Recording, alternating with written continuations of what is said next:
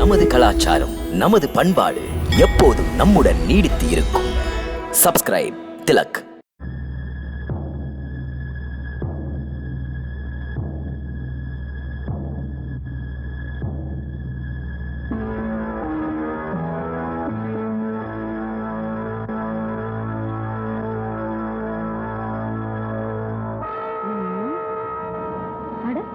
யார் இந்த தேவதை?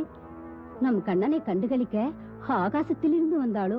அவள் யாரென்று அறிய உள்ளே போக வாருங்கள். வாருங்கள் வாருங்கள், பார்க்கலாம்.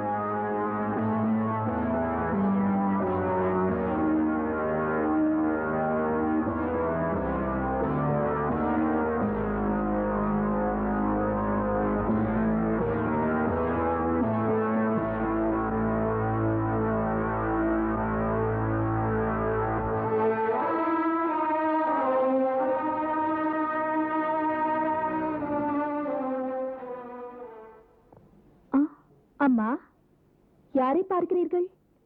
எங்கிருந்து வருகிறீர்கள்? என்ன வேண்டும் அம்மா உங்களுக்கு? விரும்பியதை கேட்கலாம். நந்தராணி, பிறர்க்கரிய ஒரு பிள்ளையை தாங்கள் பெற்றதை கேட்டறிந்தேன். மதுராவில் தான் நான் வசித்து வருவது. பற்பல சாத்திரங்கள் ஓதி உணர்ந்த பிராமணரின் மனைவி நான். அவர் தனது ஞான திருஷ்டியில் கண்டு மனமகிழ்ந்து சொன்னார், இந்த நந்தராஜனின் மாளிகையில் தெய்வ பிறவி ஒன்று பிள்ளை வடிவில் பிறந்திருக்கிறது, அதை தரிசித்தால் புண்ணியமென்று சொன்னார். அதுதான் மாளிகைக்கு நான் வந்த காரணம்.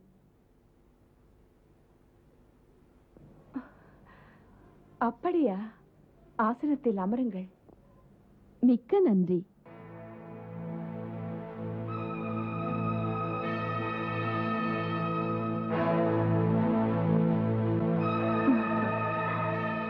பிராமணனின் மனைவி வெறுங்கையுடன் வந்ததாக நினைக்காதீர்கள். தாயே, தங்கள் மகனுக்கு என் வாழ்த்துக்களை வழங்குவேன். முறையாக தவம் புரிந்த என் கணவரின் அன்பினால் 2 வரங்களை பெற்றவள் நான். நான் பெற்ற வரத்தில் ஒன்று என் வாயார வாழ்த்தினால் பலிக்காமல் இருக்காது. தாயே, குழந்தையை என் மடியில் விடுங்கள். அது நீண்ட ஆயுள் பெற மந்திரம் ஜபிக்கிறேன்.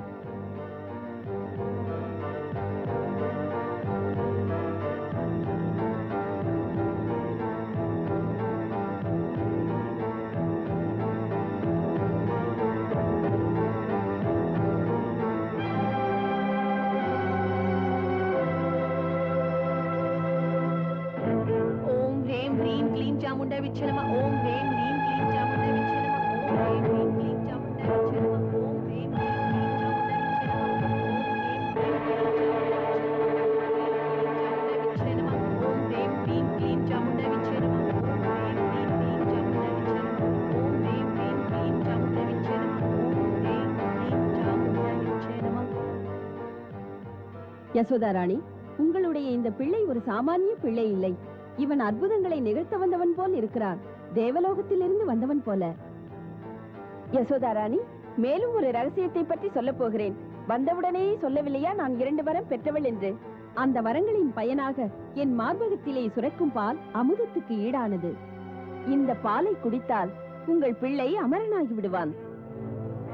அதனால் நான் தாயாக இருந்து இவனுக்கு என் பாலை புகட்டுகிறேன்.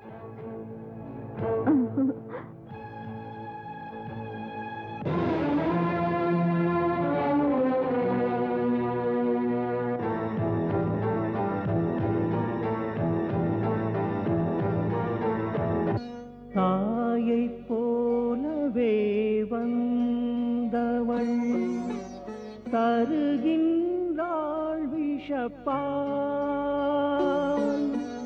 பாலை குடிப்பவன் பரமனன்றோ, பறிக்கின்றான் உயிரை.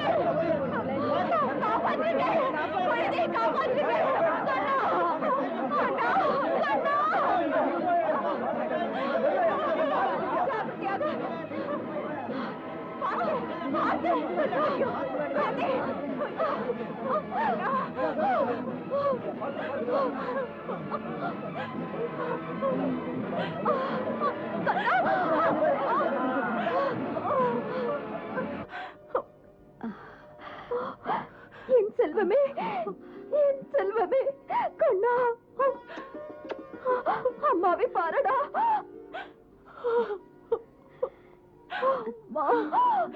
பாரடா.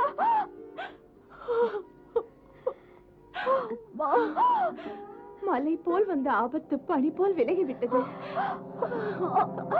யசோதா, யசோதா, யசோதா, அம்மா யசோதா. யசோதா, யசோதா, எழுந்திரு, உன் குழந்தை உன்னை கூப்பிடுகிறான். எழுந்திரு. அம்மா எழுந்திரும்மா. அதோ அதோ உன் குழந்தை உன்னை கூப்பிடுகிறான். யசோதா எழுந்திரு, பிள்ளை உன்னை பார்க்கிறான். எழுந்திரு யசோதா.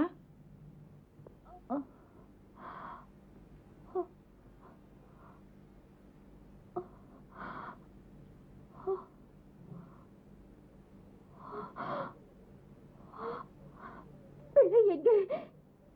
என் பிள்ளை எங்கே? என் பிள்ளை எங்கே போய்விட்டான்? கண்ணா, கண்ணா. யசோதா எங்கே போகிறாய்? எங்கே போகிறாய்? இங்கே பார், இங்கே பார், இங்கே பார் உன் குழந்தை.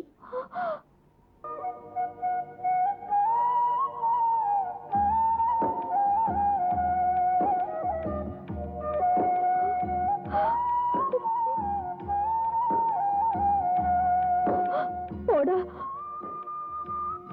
சிரிக்காதே.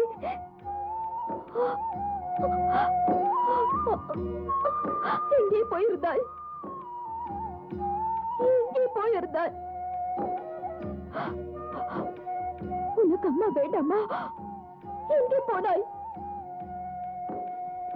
பைத்தியக்காரி, உன் அம்மா ஒரு பைத்தியக்காரி.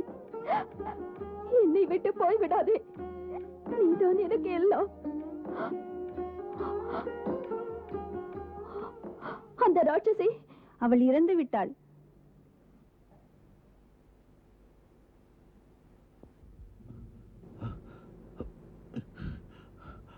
சித்தி, அங்கே கிடக்கிறது ஒரு பெரும் பேயின் உடல். உண்மைதானா இது? உண்மையாக நடந்தது. திருஷ்டிப்படாமல் இருக்க உன் பிள்ளையின் கையால் பரிகாரம் செய்ய வேண்டும். நந்தகோபரே, பெரிய கண்டம் நீங்கியது. குலகுரு சாண்டிலியரிடம் சொல்லி பூஜை செய்ய சொல்லுங்கள். இப்படி ஒரு அரக்கியிடம் இருந்து மீள்வது ஏதோ தெய்வீகமான செயல்தான். தெய்வீக செயல்? ஆம், இது தெய்வீகமான செயல்தான். குழந்தை நலம்தானா? நலந்தான் நந்தரே. பாருங்கள் நீங்களே, பயப்படாதீர்கள். குழந்தை களைத்திருக்கிறான், அப்படியே தூங்கிவிடுவான்.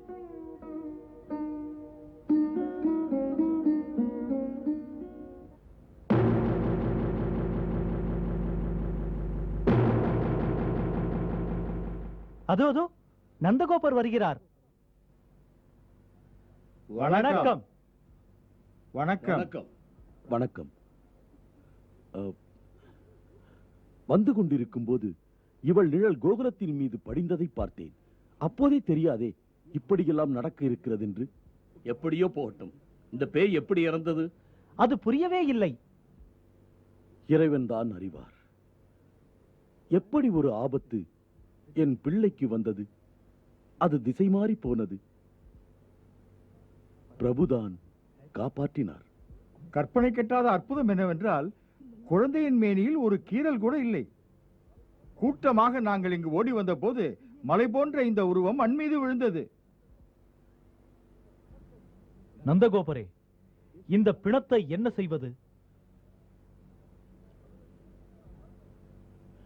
இந்த சடலத்தை எரித்தால்தான் நல்லது. இல்லையேல் இதன் துர்நாற்றத்தால் சுற்றுப்புற சூழல் கெட்டுவிடுமே. மலை போன்ற பிணத்தை எப்படி எரிப்பது? பெரும் பிரச்சனைதான். 10-15 சிதைகள் மூட்டி இந்த சடலத்தை துண்டு துண்டாக்கி எரித்து விடுங்கள். அதுவே நல்லது.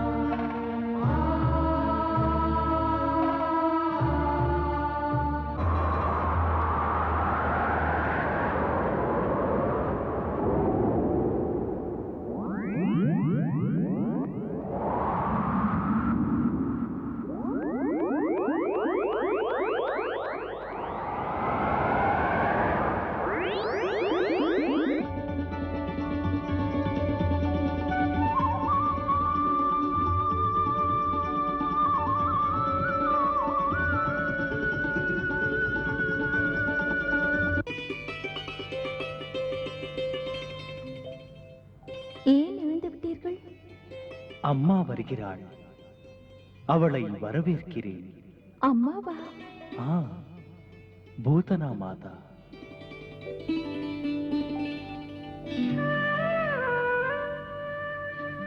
பால் பருகக் கொடுத்ததால் அவளை அம்மாவைப் போல் மதிக்கிறேன்.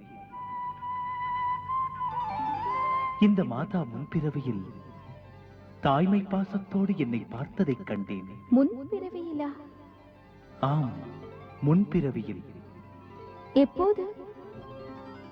நான் வாமனாவதாரம் எடுத்தபோது அந்த பிறவியில் இவள் பலி சக்கரவர்த்தியின் மகள் ரத்னமாலா. நான் வாமன வடிவம் எடுத்து யாகசாலைக்குள் வந்தேன். ரத்னமாலா தாயன்போடு என் வாமன வடிவத்தை பார்த்தாள். அவள் பார்வையில் உள்ள தாய்மை என்னை நெகிழ வைத்தது.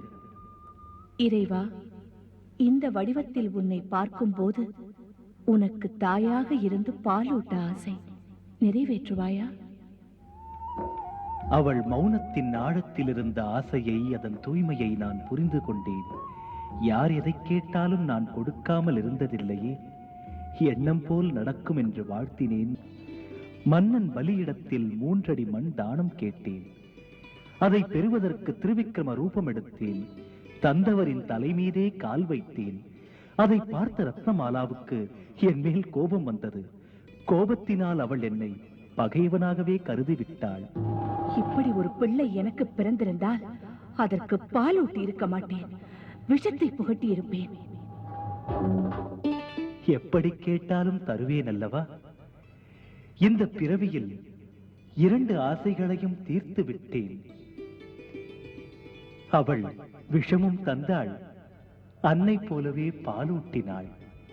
பிரபுவே, பஞ்சகி உங்களுக்கு விஷம் தந்தாள், தாய் போல் வந்து ஏமாற்றினாளே. இல்லை ராதே, விஷமாயிருந்தாலும் அது ஒரு அன்பு தாய் பாசமுடன் மைந்தனுக்கு அமுதூட்டுவது போல் இருந்தது. அது ஒரு பரவச நிலை. அந்த நிலையில் மாதாவை கண்டேன், அமுதத்தை உண்டேன். உண்மையில் அந்த பூதனா மாதாவின் போலி நாடகத்தை ரசித்தேன். அதன் பலன் முக்தி அளித்தேன்.